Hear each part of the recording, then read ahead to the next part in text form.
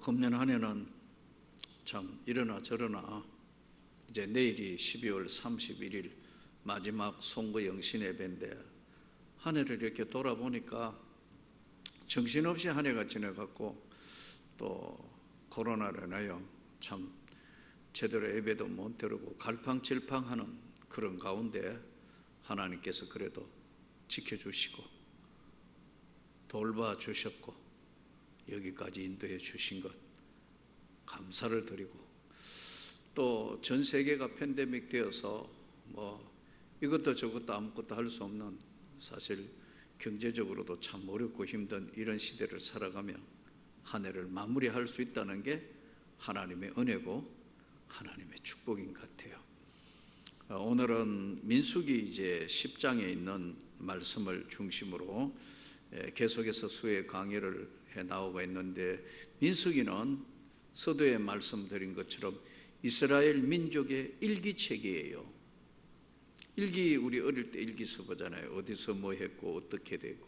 근데 일기책인데 재밌는 것은 일기책이라도 조금 더 상세하게 나눈다면 이스라엘 민족의 방랑 일기책. 한 번만에 뭔가가 이게 좋은 일보다는 좀 골치 아팠고 어려운 일이 있었던 이런 것들을 다 낱낱이 기록한 것이 민수기의 말씀인데, 오늘 10장은 저들이 이제 40년 광야에서 사실 광야 생활하면서 순종과 불순종을 거듭했던 저들이 약속의 땅 가나안 땅이라는 곳으로 들어갈 수 있었던 것은 무엇 때문에 들어갈 수 있었을까? 그것은 낮에는 구름 기둥으로 밤에는 불 기둥으로 인도하시는 하나님께서 자기 백성을 돌봐주시는 사랑이 없었다면 저들 백성이 약속의 땅에 들어가는 것은 불가능했어요. 결국은 요약하면 하나님의 섬세한 돌보심과 사랑이 있었다는 거죠. 여기서 이제 이스라엘 백성들이 드디어 이제 약속의 땅을 향하여 출발할 때에 여호와께서 모세에게 말씀하여 이르시되 은나팔 둘을 두들겨 만들어서 그것으로 회중을 소집하며 진영을 출발하게 할 것이라. 한번 불면은 온 회막에 모여서 두 개를 불 때는 모든 백성이 하나님 앞에 회막문으로 나오고, 하나만 불면은 천부장된 지휘관만 내게로 나올 것이라. 그렇게 말씀했어요. 너희가 그것을 크게 불 때는 동쪽 진영이 행진하고 두 번째 크게 불면 남쪽 진영이 행진할 것이라. 떠나려 할 때 나팔 소리를 크게 불 것이며. 자, 이 나팔을 분다. 왜 나팔을 부는가? 나팔은 다음 네 가지의 중요한 요소를 가지고 있습니다. 첫째는 첫째 나팔의 역할은 신호예요.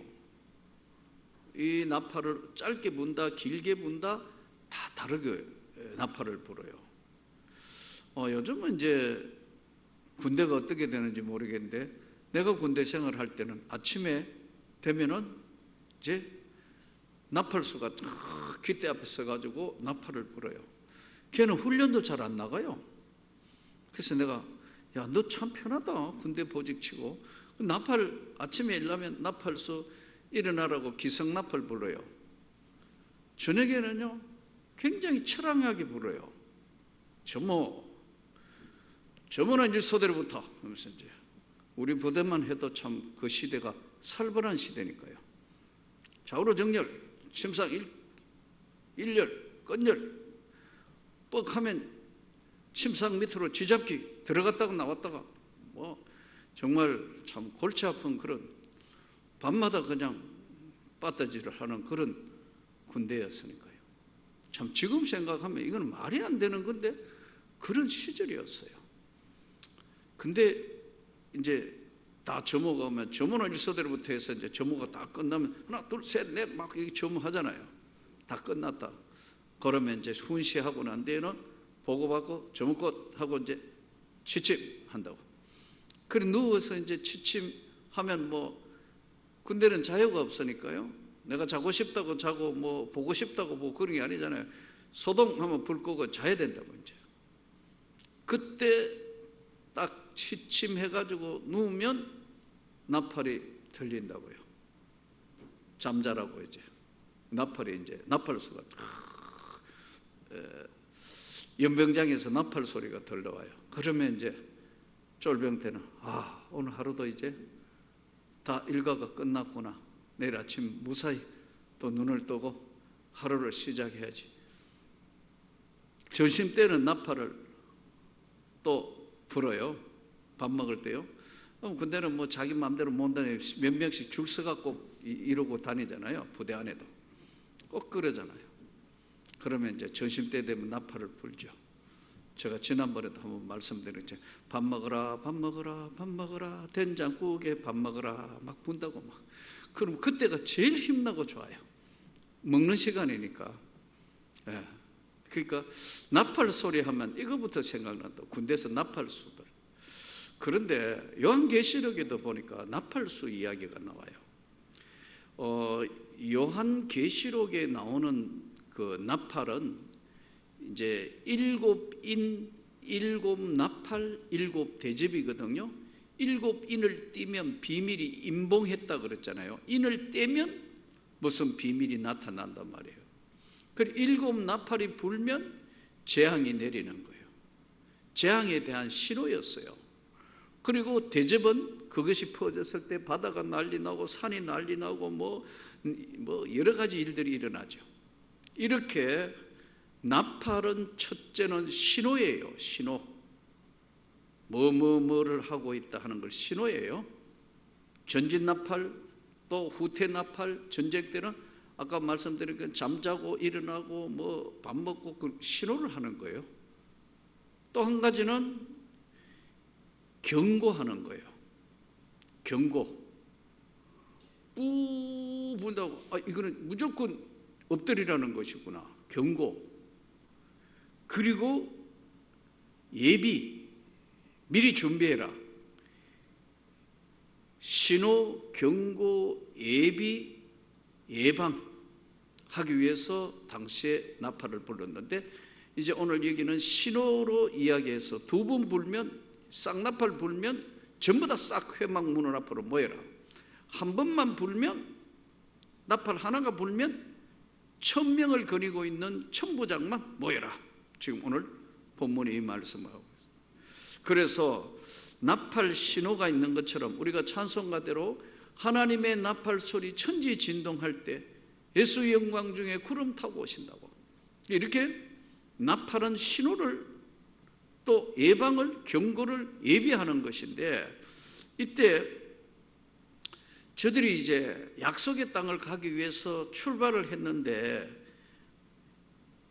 여호와께서 모세에게 말씀하여 이제 출발할 때 이들이 가나안 땅으로 결국 들어가게 되는 그 과정사 속에서 저들은 하나님이 우리가 너무 불순종했기 때문에 하나님 앞에 너무 잘못했기 때문에 이제는 하나님이 우리 곁을 떠나시지는 않았느냐 하는 항상 불안과 의구심이 있었어요. 그런 이스라엘의 본질적인 인간의 나약함 속에서 나타나는 그런 것들, 불순종하고 하나님 앞에 정말 원망하고 이런 것들을 그래도 하나님이 덮으셔서 낮에는 구름 기둥으로 밤에는 불 기둥으로 인도하신 그 하나님은 저들에게 무엇을 깨닫게 하시냐 하면은 바로 신앙생활에는 경험을 통해서 신앙은 확신의 세계로 가는 거예요. 난 공부 배워가지고 무슨 수능 시험처럼 성경 공부만 해가지고 신앙의 구원의 확신과 은혜 받았다는 사람 한 번도 본 적이 없어요. 은혜 받고 공부를 해야 된다. 은혜 받기 전에 하는 공부도 중요해요. 그거 없어지지 않아요. 그러나 은혜 받지 못했을 때는 경험적으로 하나님을 인격적으로 만나는 과정이 없으면요 오히려 신앙생활에 어떤 사람이 될 수 있냐면 걸림돌이 되는 사람이 돼요. 특별히 인격적으로 정말 좋은 사람이 아닌 이상은요, 특별한 사람 외에는요, 인본주의로 흐르기 때문에 그래요. 인간의 생각이 하나님의 생각보다 앞서가는 거예요. 그래서 하나님이 나팔을 부르게 하고 저들에게 낮에는 구름 기둥으로 불기둥으로 그렇게 불순종하고 그렇게 하나님 원망하는 족속들, 결국은 가나안이란 땅으로 천국으로 인도하시는 것은 하나님의 보이지 않는 은혜의 손길에 나타난 결과예요. 그 이스라엘 백성들이 이제 그것을 가나안 땅이라는 곳으로 가면서 경험하게 하는 거예요. 그래서 우리가 신앙생활은 참 경험이 굉장히 중요해요. 말씀은 모르고 은혜만 받아가 경험만 있어서는 그것도 곤란하겠지만요, 성경을 체계적으로 공부하는 것도 필요하지만 은혜는 삶으로서의 경험적으로 아는 거예요. 경험적으로. 이는 숨길 수 없는 거예요. 그래서 경험적으로 하나님을 만났기 때문에 쭉 처져 있고, 요즘처럼 코로나 시대에 아이고 만사가 귀찮고 너무 힘들고 생활도 뭐 그렇고 뭐 이거저거 봐도 별 희망이 없는 것 같고 내 삶은 왜 이럴까. 그런데 은혜의 나팔 소리를 듣는 순간에 한순간에 다시 회복이 되는 거예요. 왜냐하면 표적으로 하나님이 구름 기둥, 불기둥을 보여주셔서 삶으로 인도하시는 거예요. 그래서 오늘 우리가 이스라엘 민족들이 이제 걸어갔던 광야가 나오는데, 시내 광야, 바란 광야, 유대 광야, 그리고 약속의 땅을 들어가는데, 이 광야를 가는 길도 홍해가 갈라지는 것만큼 만만치 않는 길이었습니다. 홍해는 바다가 갈라지는 것이냐 갈라지지 않느냐는 것은 삶과 죽음의 문제였거든요. 그런데 홍해를 건너서요, 미리암이 소고치고 노래하고 장구치고 좋았어요. 근데 광야라는 곳에 딱 나오니까 광야는 무슨 문제냐 하면 삶의 문제예요. 삶의 문제 앞에는 인간이 항상 죽음 앞에 맞섰는 거하고 삶의 문제에 맞섰는 게 어떤 게 쉬울 것 같아요? 둘 다 물론 선택하라면 쉽지는 않지만요, 죽음 앞에 서서 있을 때 불가능하다 생각이 되거든요. 홍해는 인간의 뭐로 가를 수 없잖아요. 불가능하다고 생각할 때는요, 딱 두 가지만 작동한다고요. 죽느냐 사느냐 딱 요 문제만 남는다. 이때 하나님 앞에 도저히 어찌할 수 없자 모세가 그러잖아요. 이 큰일에 하나님이 어떻게 하시는가 보라. 그리고 하나님이 지팡이를 내밀려 하자 홍해가 갈라지는 그 세계를 건너왔단 말이에요. 그런데 왜 광야에 그렇게 엄청난 세계를 보고 경험했던 사람들이 왜 광야에 나오면 불평하고, 물이 없다고 불평하고, 고기가 없다고 불평하고, 뭐 만나면 먹고 못 살겠다, 왜 이렇죠? 삶이 만만한 게 아니에요. 왜냐하면 눈에 보이는 게 금방 희망과 절망이 엇갈려 있기 때문에 그렇습니다. 그러니까 삶의 현장의 문제는 뭐냐면요, 희망과 절망이 엇갈려 오는 거예요. 뭘 먹고 뭐 물 마시고 할 때는 야, 약속의 땅 충분히 갈 수 있겠다, 이거 기쁘다, 할렐루야 했는데 며칠 가보니까 희망이 절망으로 바뀌는 거예요. 또 뭐 만나가지고 뭐 해결이 되니까 또 절망이 희망으로 교차오는 거예요. 그러니까 삶의 문제, 광야의 문제는 삶의 문제이기 때문에, 삶의 문제는요, 우리가 반드시 명심해야 되는 것은요, 비교하면 안 돼요. 쟤는 뭘 가지고 있는데, 뭐 먹었는데. 예수님 그러잖아요. 사도 요한이 그러잖아요. 예수님 옆에 기대고 그러잖아요. 그러니까 베드로가 너무 요한이가 너무 예수님께 사랑받으니까 너는 젊은 날은 너 마음대로 하지만 늙어서 내 팔 벌리고 그렇게 할 거다. 그러니까 베드로가 그러잖아요. 쟤는 왜 됩니까? 너는 너의 길만 가면 되지 쟤가 어떻게 되는 거야? 너하고 뭔 관계 있냐? 예수님 말씀이. 근데 인간은 꼭 비교하려고 그러거든요. 여러분, 우리나라 사람 아프리카에 비하면 진짜 잘 살아요. 산지족한테 가면 우리 다 갑부예요. 근데 굶어 죽는 사람한테 보면 갑부고 진짜 잘 산다고요.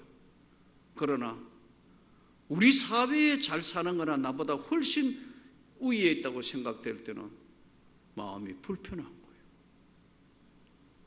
내 마음이 너무 허무한 거예요. 기쁘지 않는 거예요. 그래서 광야의 문제는 항상 삶의 문제이기 때문에 삶의 문제는 비교하면 안 되고요. 삶의 문제는 언제나 나와 일생 동안 이 광야 길을 걸어갈 때 엇갈려 온다.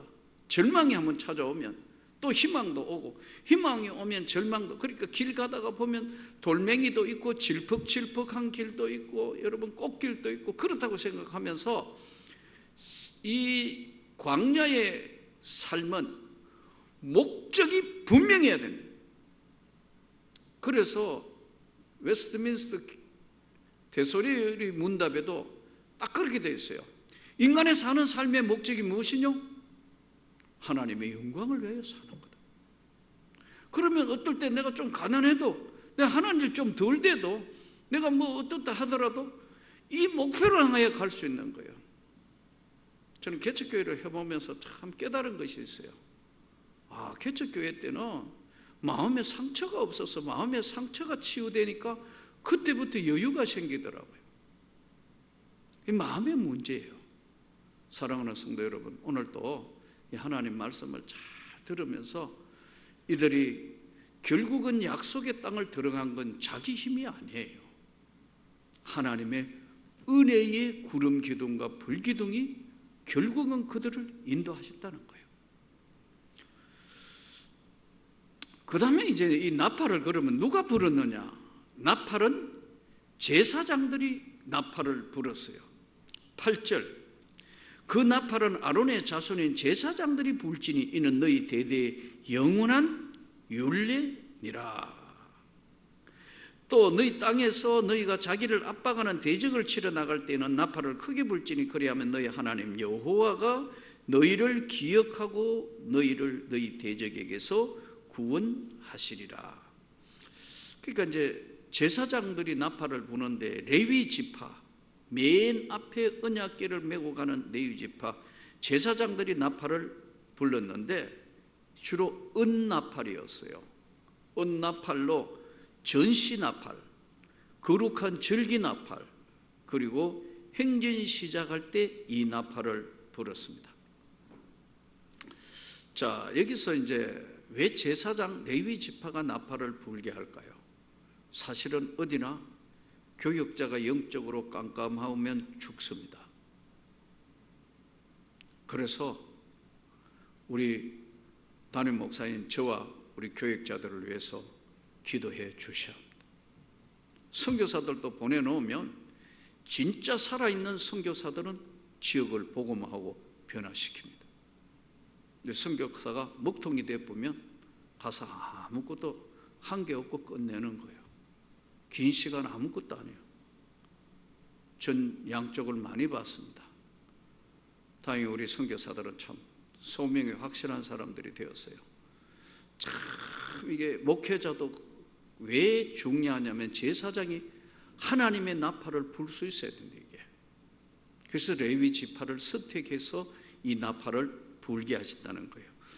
그러면 이 나팔을 불 때에 이제 법칙이 있었는데 다음 이제 몇 가지를 하겠는데, 첫째는 유다 지파가 첫 번째 출발을 하면서 나팔을 불게 되는 겁니다. 너희가 그것을 불 때에 회중을 모을 때 나팔을 불 것이며, 이제 이 나팔을 부는데 유다 지파가 첫 번째 나팔을 불게 되는 겁니다. 왜 유다 지파가 나팔을 부는가? 유다 지파에서 예수 그리스도가 이 땅에 오는 거예요. 지위권, 질서를 위해서 유다 지파가 첫 번째 출발을 합니다. 이 출발을 왜 유다 지파에게 첫 번째 하느냐면요, 용감성, 지위권. 그래서 어디나 그렇잖아요. 전쟁을 하는데 제일 힘든 게 뭐냐면 앞장선다는 거예요. 앞장서서 나간다. 지휘권과 질서를 우리에게 이야기하는 겁니다. 두 번째는 이제 레위 지파가 움직이는데, 이 레위 지파는 회막, 성물, 오늘날로 이야기하면은 교회 직원, 부교육자들, 이런 사람들이 지금 레위 지파에, 유다가 1번, 레위 지파가 두 번째로 이제 출발을 해서 가게 됩니다. 그런데 이제 이 광야를 가다가 보니까 제일 문제가 뭐냐면, 길이 어디서 굽어졌고 어떻게 가야 되느냐, 길에 대해서 잘 알아야 되는데, 이 길 안내를 위해서 이제 한 호밥이라는 사람이 등장하는데, 본문 29절을 한번 보시기 바랍니다. 29절. 모세의 장인 미디안 사람 루엘의 아들 호밥에게 이르되, 여호와께서 주마하신 곳으로 우리가 행진하나니 우리와 동행하자. 그리하면 선대하리라. 여호와께서 이스라엘에게 복을 내리리라 하셨느니라. 호밥이 그에게 이르되, 나는 가지 아니하고 내 고향 내 친척에게로 가리라. 모세가 이르되, 청하건대 우리를 떠나지 마소서. 당신은 우리가 광야에서 어떻게 진칠지를 아나니 우리의 눈이 되리이다. 우리와 동행하면 여호와께서 우리에게 복을 내리시는 대로도 우리도 당신에게 행하리이다. 자, 여기서 이제 호밥이라는 자가 나오는데, 루엘의 아들 호밥. 이 호밥이 이제 광야에 대해서 너무너무 잘 아는 거예요. 어디에 가면 정갈도 많고 조심해야 되고, 어디 광야에는 그래도 거기는 물이 있고, 어느 광야에는 굉장히 무섭고 덜짐승도 나오고 또 굉장히 위험한 곳이다. 이런 것을 잘 아는 게 광야를 다녔던 호밥이에요. 광야에서의 가장 어려운 문제가 뭐냐면은 방향 감각을 상실하는 거예요. 방향 감각을. 그래서 아까 말씀드린 것처럼 홍해와 광야가 다른, 광야는 삶이거든요. 지금처럼 뭐 내비게이션이 있는 게 아니고, 어디로 가면 어디 있고 뭐 지형이 딱 눈에 들어오는 게 아니고, 거기가 거기 같고 거기가 거기 같고 저쪽 돌무더기 같고 여기 하고, 방향 감각을 상실하기 딱 좋은 데가 광야예요. 근데 이 광야를 호밥은 하도 많이 다녔기 때문에 잘하는 거예요. 여러분 혹시 사막에 한번 가봤나요? 제가 해외에 있을 때 사막에 한번 가보니까요, 이야, 이 길 잊어본다는 게 이래서 잊어버리는구나. 사막에 바람이 불면요, 눈을 뜰 수가 없어요. 그래서 해마다 구멍이란 구멍은 다 막아야 된다. 한 3일 동안 바람 불 때는 세상 그렇게 힘든 거는 처음이에요. 코, 이래 하면 전부 코에 이 전부 모래예요. 입안에도 모래고 귀에도 모래고 눈썹도 말할 것도 없고, 그래서 정말 힘듭니다. 사막은 생활 안 해본 사람은 몰라요. 모래 폭풍, 사막의 폭풍 작전, 이라크하고 전쟁할 때 이 폭풍이, 사막에 폭풍이 와가 모래바람에 부니까 미국의 최신 장비가 안 통하는 거예요. 무용지물이에요. 사막에 가서는 사막에 사는 사람만이 제일 잘 아는 거예요. 또 얼마나 웃기냐 하면 저는 2번 나가봤습니다만, 이 사막은요, 여기 언덕이잖아요. 바람 불고 나면 이 언덕이 없어져 버려요. 저쪽에 가 있다. 동서남북을 구분할 수 없는 게 바로 광야고 사막이에요. 자, 여기서 길 안내하는 호밥에게 간청을 하는데, 우리가 이 땅을 살면서 길 전문가가 있다고. 그래서 여러분 꼭 우리가 알아야 될 것은 이 본문을 통해서 배우는 거는요, 만남의 축복을 주시도록 기도해야 돼요. 만남의 축복을 주시도록. 사람은 인생이 누구를 만나느냐에 따라 인생이 달라져요. 좋은 사람 만나서 정말 하면 일생 동안 편안한 삶을 살아요. 만나지 말아야 될 사람 만나면 교도소 간다니까요. 그래서 참 어려운 거예요. 이 호밥이 길 안내를 해달라고 모세가 여러 차례 지금 부탁합니다. 그런데 이 본문을 통해서 보니까 과연 호밥이 모세의 이야기를 듣고 다 들어준지 안 들은지 모르겠어요. 어쨌든 길 전문 안내자를 간청하고 있는 모세의 모습을 통해서, 그럼 하나님 직접 하시면 되지? 아니에요.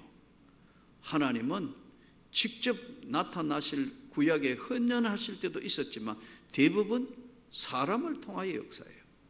지금도 마찬가지고요. 그래서 일생 동안 저와 여러분의 기대 속에 좋은 사람 만나기를 축복합니다. 오늘 저는 여러분들이 모든 사람에게 좋은 사람이 되기를 축복합니다. 그 사람 만나서 참 축복받았다. 내 삶이 참 고달프고 삶에 여망이 없고 삶에 기쁨이 없었는데 그분 만나서, 우리 주님 만나서 나 인생의 삶에 새로운 참된 의미를 가지게 되었고 새로운 삶으로 바뀌었다. 신학교 오기 전이었는데 학교 교사할 시절에 1급 정교사 이제 교감 교장을 하려면 1급 정교사를 해야 되는데 이제 그걸 일정 연수라 그럽니다. 오랜 시간 이제 교직이 있으면 이제 그 관문인데 학교에서 1급 정교사 일정 연수를 하라고 5월 달에 이제 학교에서 추천을 해서 이제 안 할 수가 없어요. 갔는데 나는 온통 거기에는 관심이 없는 거예요. 이제 오직 이제 이거 어떻게 하면 이 신학교를 이제 가야 되나 안 가야 되나 고민을 하고 있을 때 일정 연수하면 레포트 쓰고 뭐 그거 하고 하는데 나 거기에 아무 관심이 없는 거예요.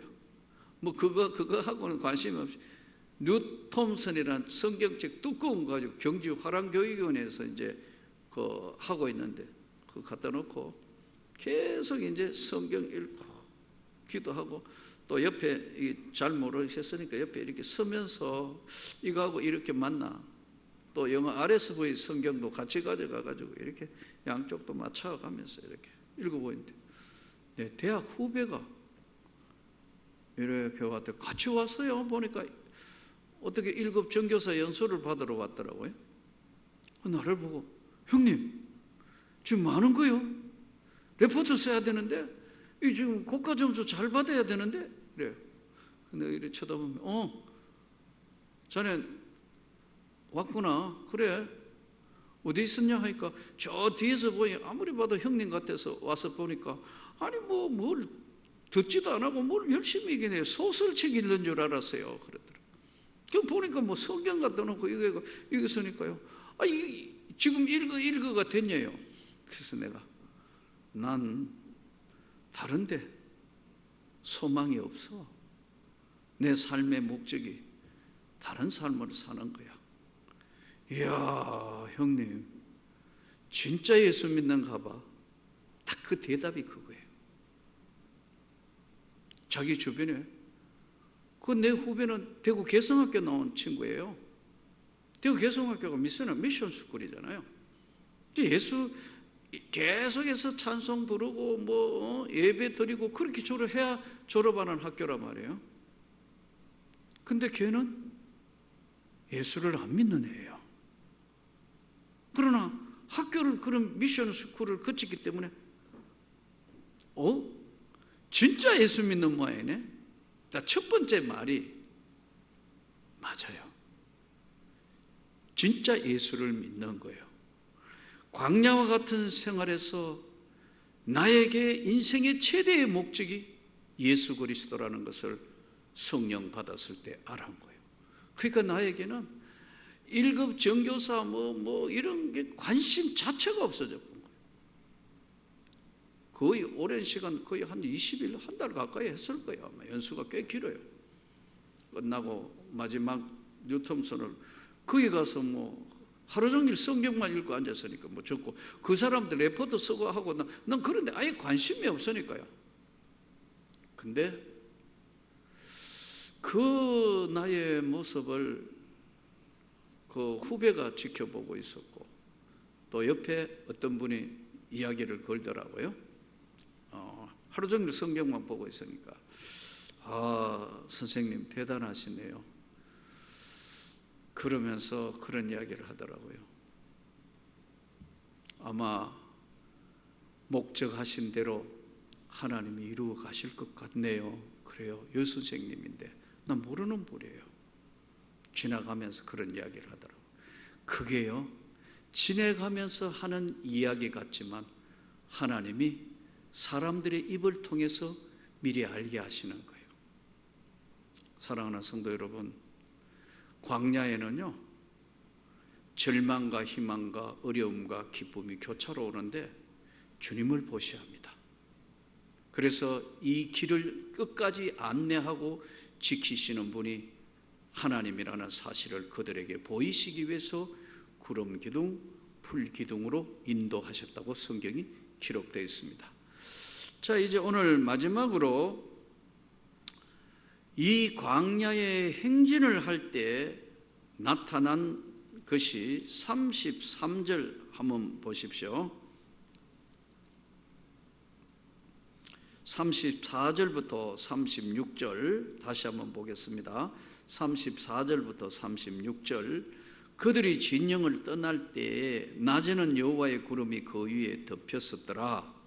꾀가 떠날 때에는 모세가 말하되 여호와여 일어나사 주의 대적들을 흩으시고 주를 미워하는 자가 주 앞에서 도망하게 하소서 하였고, 꾀가 언약궤죠. 쉴 때에는 말하되 여호와여 이스라엘 종족들에게로 돌아오소서 하였더라. 이유는 33절을 다시 보십시오. 33절. 그들이 여호와의 산에서 떠나 3일 길을 갈 때에 여호와의 언약궤가 그 3일 길에 앞서가며 그들의 쉴 곳을 찾았고, 언약궤가 적어도 3일은 먼저 간 거예요. 여기서 언제나 주님이 우리를 앞서 인도하시는 거예요. 성령이 우리를 앞서 인도하신다. 그렇기 때문에 자주 말씀드리는 겁니다만은, 기도보다 말씀보다 성령님보다 먼저 가면 낭패를 당하기 쉬워요. 기도보다 말씀보다 성령의 역사인 성령님보다 먼저 가면 대부분 낭패를 당하게 됩니다. 주님은 오늘 구약의 모형을 보여주시면서 언약궤를 3일 앞서 보내시며 간절한 기도를 통해서 이스라엘에게 돌아오소서 하고 외칩니다. 오늘 이 어렵고 힘든 코로나 시대에 한 해가 저물어 가고 있어요. 주님이 이 땅을 굽어보시고 우리에게 주님이 주신 이 은혜가 다시 회복되고, 새로운 인생의 어떤 고난과 역경도 새로운 은혜가 새해를 준비하는 우리에게 넘쳐서 광야와 같은 길을 갈 때 하나님이 우리의 눈이 되시고 구름 기둥, 불 기둥으로 인도하시는 놀라운 축복이 계속되기를 주님의 이름으로 축복합니다.